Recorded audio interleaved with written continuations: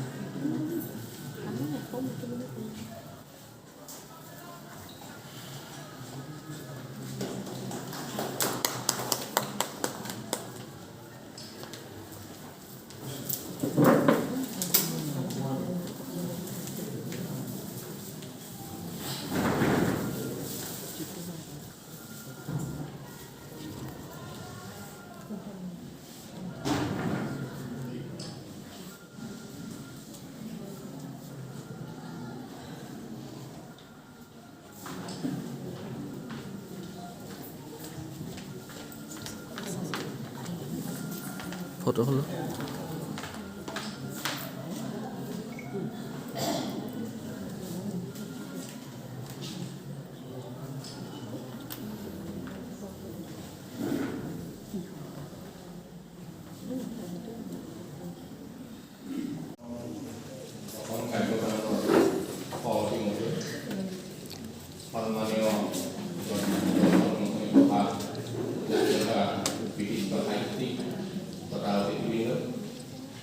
সন্মানীয় অসম কাৰ্যকাৰণৰ কবি সাহিত্যিক সকলোৱে মোৰ সন্মান আছে।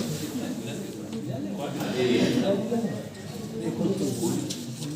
উঠি অহা প্ৰজন্মই যি চেষ্টাৰে তেওঁলোকৰ মনৰ অনুভৱ কবিতা তথা সাহিত্যৰ মাজত আচলতে আমি সহায় কৰিছোঁ। ভৱিষ্যত উঠি অহা প্ৰজন্মৰ আমাৰ অসম সাহিত্য জগতত নিশ্চয় বৰঙণি আগবঢ়াব। এই মিটিঙত আছো আজি পিছত পাতিম দিয়া। তেওঁলোকৰ লিখনিৰ মাজত তেওঁলোকৰ অনুভৱ শব্দৰ গাঁথনি আচলতে আমাক মোহিত কৰে আৰু তেওঁলোকৰ ভাৱধাৰাসমূহ অতি গাম্ভীৰ্যপূৰ্ণ বুলি মই অনুভৱ কৰোঁ। সেইকাৰণে তেখেতক অসমক ভাল পাই অসমৰ মানদণ্ড কিমানবোৰ ওপৰলৈ আগুৱাই নিব পাৰে তেওঁলোকে চেষ্টা কৰিছে আৰু এই চেষ্টাক আমি শলাগ ল'ম আৰু তেওঁলোকক আমি সদায় অনুপ্ৰেৰণা আগবঢ়াই। আজি তাৰে এটা মাধ্যম হেৰুৱাৰ পৰা স্বৰূপী আমাৰ লিখক মিলন দত্ত, তেখেতক আমি অভিনন্দন জনাইছোঁ।